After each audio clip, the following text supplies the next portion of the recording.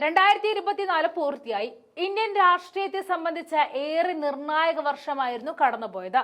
ലോക്സഭാ തെരഞ്ഞെടുപ്പോടെ ചരിത്രത്തിൽ അടയാളപ്പെടുത്തിയ വർഷം ഒരുപാട് അടിയൊഴുക്കുകളും നൽകിയാണ് കടന്നുപോകുന്നത്. പോയ വർഷം ഇന്ത്യൻ രാഷ്ട്രീയത്തെ പിടിച്ചുകുലുക്കിയ 6 സംഭവങ്ങൾ വോട്ടെടുപ്പിലൂടെ തെരഞ്ഞെടുക്കപ്പെട്ടിരിക്കുകയാണ് ഒരു ദേശീയ മാധ്യമം. അത് ഏതൊക്കെയാണെന്ന് പരിശോധിക്കാം. ഒന്നാമത്തെ സംഭവം അയോധ്യയിലെ പ്രാണപ്രതിഷ്ഠ തന്നെയാണ്. ജനുവരിയിൽ തന്നെ അയോധ്യ പ്രാണപ്രതിഷ്ഠയായിരുന്നു 2024 കടക്കാനുള്ള കേന്ദ്രം ഭരിക്കുന്ന പാർട്ടിയുടെ നിർണായക നീക്കം. തിരഞ്ഞെടുപ്പ് വർഷം മുന്നിൽ കണ്ടുകൊണ്ട് BJP നീക്കിയ അസ്ത്രം ആവനാഴിയിൽ 92 മുതൽ RSS കുറുക്കിയെടുത്തത് BJP അധികാരത്തിൽ എത്തിക്കുന്നതിൽ വിജയിച്ചായിരുന്നു. പക്ഷേ അതേ തീവ്രതയോടെ BJPയിലേക്ക് അയോധ്യയിലെ രാഷ്ട്രീയ ചൂഷണ ശ്രമം വിജയിപ്പിച്ചെടുക്കാൻ കഴിഞ്ഞില്ല എന്ന് സർവേ അടിവരയിട്ട് പറയുന്നുമുണ്ട്. പണിതീരാത്ത രാമക്ഷേത്രത്തിൽ പ്രതിഷ്ഠയ്ക്കിറങ്ങിയ നരേന്ദ്രമോദിയും അമിത്ഷായുടെ ചാണക്യ ബുദ്ധിയും ലക്ഷ്യമിട്ടത് കൈവരിച്ചതിന്റെ സന്തോഷത്തിൽ നിൽക്കുമ്പോൾ അയോധ്യക്കില്ല എന്ന് പ്രഖ്യാപിച്ച കോൺഗ്രസ് രാഷ്ട്രീയമായി കരുത്തുകാട്ടി. അയോധ്യയിൽ പലതും കണ്ട BJPയുടെ ഹിന്ദുത്വയ്ക്ക് പക്ഷേ അടിയേറ്റത് ഹിന്ദു വിശ്വാസികളിൽ നിന്നും തന്നെയാണ്. പാതി പൂർത്തിയായ ക്ഷേത്രത്തിലെ മോദിയുടെ പ്രാണപ്രതിഷ്ഠ ശങ്കരാചാര്യന്മാരുടെ അടക്കം വിമർശനത്തിന് ഇടയാക്കി. എന്തായാലും പ്രതീക്ഷിച്ചതൊന്നും അയോധ്യയിൽ നിന്നും BJPക്ക് കിട്ടിയില്ല എന്ന് ലോക്സഭാ തെരഞ്ഞെടുപ്പിൽ UPയിൽ കിട്ടിയ തിരിച്ചടിയിൽ നിന്നും വ്യക്തമായിരുന്നു. സർവേയിൽ രണ്ടാമതെത്തിയത് രാഹുൽ ഗാന്ധിയുടെ ന്യായ് യാത്രയാണ്. ഭാരത് ജോഡോ യാത്രയുടെ രണ്ടാം ഘട്ടം മണിപ്പൂരിലെ ദൌബാലിൽ നിന്നും ജനുവരി 14 ആണ് തുടങ്ങിയത്. മാർച്ചിൽ മുംബൈയിലെത്തിയപ്പോഴേക്കും കിഴക്ക് പടിഞ്ഞാറൻ ഇന്ത്യയിൽ സ്നേഹത്തിന്റെ കട തുറക്കാനുള്ള ശ്രമങ്ങളിലായിരുന്ന കോൺഗ്രസ് ലോക്സഭയിൽ ഇത് ഗുണം ചെയ്തുവെന്ന് ഫലങ്ങൾ തെളിയിച്ചു. കേന്ദ്രത്തിന്റെ കാരവാൻ സെൻസറിംഗ് ആണ് മൂന്നാമതെത്തിയത്.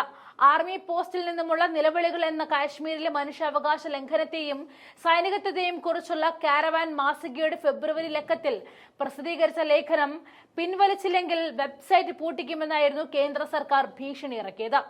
IT കരിനിയമം കേന്ദ്രം പ്രയോഗിച്ച അഭിപ്രായ സ്വാതന്ത്ര്യത്തിന് മേലുള്ള വെല്ലുവിളിയാണ് കണ്ടു വ്യാപക വിമർശനമാണ് ഉയർന്നത്.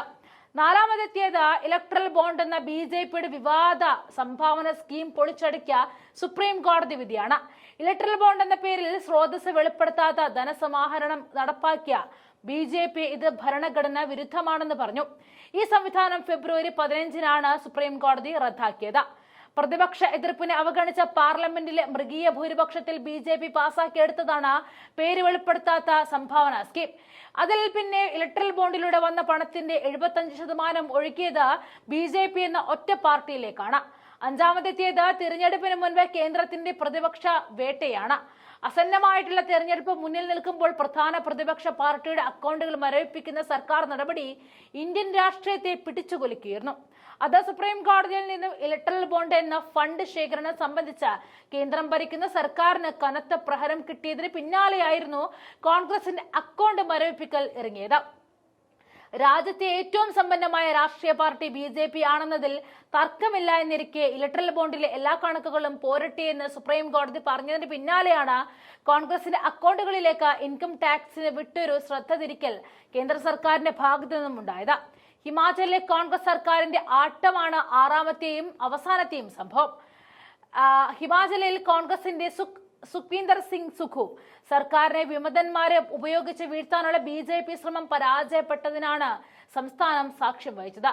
മുൻ മുഖ്യമന്ത്രി വീരഭദ്ര സിംഗിന്റെ മകൻ വിക്രമാദിത്യയുടെ വിമതരെ ഇറക്കിയ കളിയിൽ 6 MLA-മാരെ പാർട്ടി അയോഗ്യരാക്കിയതാണ് അവിശ്വാസത്തെ അതിജീവിച്ചത്. ക്രോസ് വോട്ടിംഗിലൂടെ BJPയിലേക്ക് വോട്ട് ചെയ്ത 6 MLA-മാർ കാരണം ഉറപ്പായ രാജ്യസഭാ സീറ്റ് മനു അഭിഷേക് സിംഗ്വിക്ക് നഷ്ടമായത് കോൺഗ്രസിന് വലിയ തിരിച്ചടിയാണ് സമ്മാനിച്ചത്.